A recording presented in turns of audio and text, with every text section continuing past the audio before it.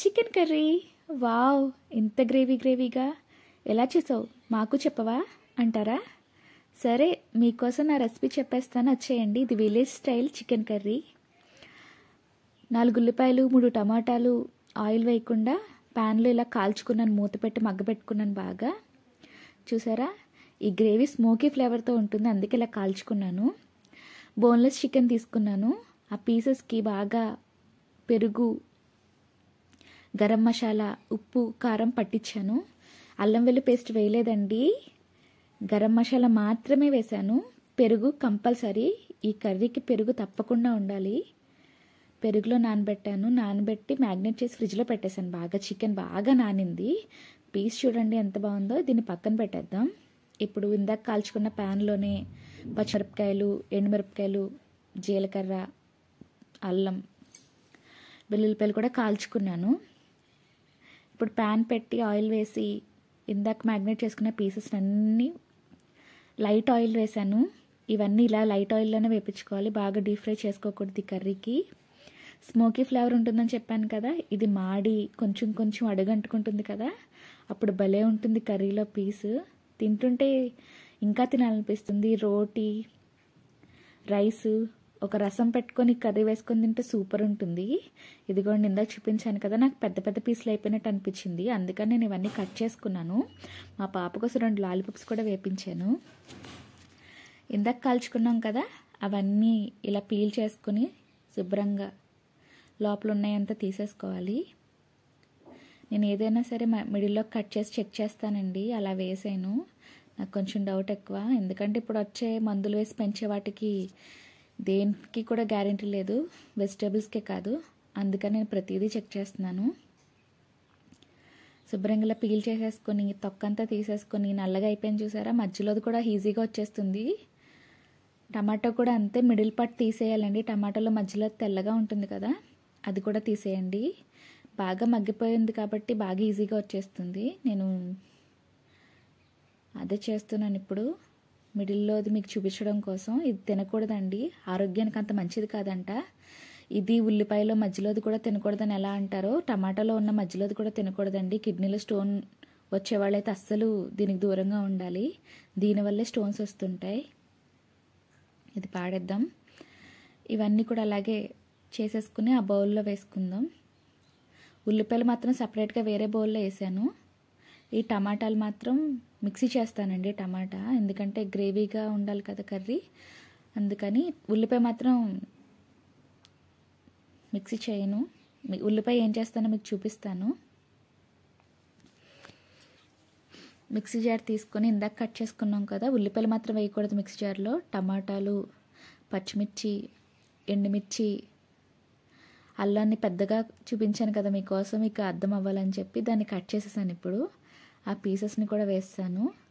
వెల్లుల్లిపాయలు కూడా అంతే, ఆ అల్లానికి సరిపడ్డ వెల్లుల్లిపాయలు కొంచెం వాటర్ వేసి బాగా పేస్ట్ చేస్తాను. ఇదిగోండి ఉల్లిపాయలు, ఇవి స్మాష్ చేస్తుంటే స్మాష్ అవ్వట్లేదు. నేను ఏదో ఈజీగా అయిపోతుందో మగ్గిపోయాయి కదా అనుకుంటున్నాను. చూపించాను కదా ఎంత బాగా సాఫ్ట్గా అయిపోయాయో. ఇంకా పప్పు గుత్తికి పని చెప్పాను, ఎందుకంటే మాకు కలం అది లేదండి. మీ ఇంట్లో కలాలు ఉంటే ఒక దెబ్బలో అయిపోతుంది. నాకైతే మాత్రం చాలా టైం పట్టేసింది దీని దగ్గరే, ఎందుకంటే పప్పు గుత్తితో స్టీల్ గిన్నెలో చేయడం కదా, అవి బయటకు వచ్చేయడం అదంతా. కానీ ఫైనల్గా ఏంటంటే బాగా పేస్ట్ అవనవసరం లేదు, కానీ ఏంటంటే ఉల్లిపాయలు బాగా పెద్దగా ఉన్నాయి కదా, అందుకని. ఇదిగోండి, ఇలా అయితే చాలు. మనం పొడుగ్గా ఉల్లిపాయ ముక్కలు కోసుకుంటాం కదా, అలా అయితే చాలు. నాకు మెత్తగా అయిపోయింది, నేను అనుకున్న దానికన్నా బాగానే అయింది. ఇదిగోండి, ఇందాక చూపించాను కదా పేస్ట్ చేస్తానని చెప్పి, ఇవన్నీ మిక్సీ జార్లోకి వేసి పేస్ట్ చేస్తాను. ఏదో అల్లం పచ్చడిలా ఉంది, కానీ స్మెల్ కూడా చాలా బాగుందండి. ఇప్పుడు కొంచెం ఆయిల్ వేసుకొని, ఆయిల్లో ఇందాక మనం స్మాష్ చేసుకున్న ఉల్లిపాయలు బాగా ఫ్రై అయిపోవాలి. ఎర్రగా ఫ్రై అయిపోయిన తర్వాత ఇలా చూసారా, చాలా ఎర్రగా ఫ్రై అయిపోయినాయి కదా. ఇందాక మిక్సీ చేసుకున్న మసాలాను కూడా మనం వేసేసుకుందాం. టమాటా వేయడం వల్ల అంత గ్రేవీగా ఉంది. ఇదంతా ఎలా అయిపోవాలంటే గట్టిగా అయిపోవాలండి, వేగి బాగా. దీని నుంచి ఆయిల్ బయటికి రావాలి. చూసారా, ఆయిల్ బయటకు వచ్చింది. ఈ స్టేజ్లో ఉన్నప్పుడు నేను వాటర్ వేస్తున్నాను. ఆ వాటర్ బాగా మగ్గి బాగా దగ్గరికి అయిపోయింది. ఇప్పుడు నేను ఇందాక పీసెస్ చేసుకున్నాను కదా, అవి కూడా వేసేసుకుందాం. ఇదిగోండి కొత్తిమీర కాడలు వేస్తున్నాను, కొత్తిమీర వేయట్లేదు. ఈ డిష్లో కొత్తిమీర కాడలు చాలా బాగుంటాయండి, ఒకసారి ట్రై చేసి చూడండి. ఇప్పుడు సీజన్ కూడా కదా, మనకి శీతాకాలం బాగా దొరుకుతుంది కొత్తిమీర. పెద్ద పెద్ద కాడలు కూడా వస్తుంటాయి. ఈ కర్రీలో కాడలు చాలా బాగుంటాయి.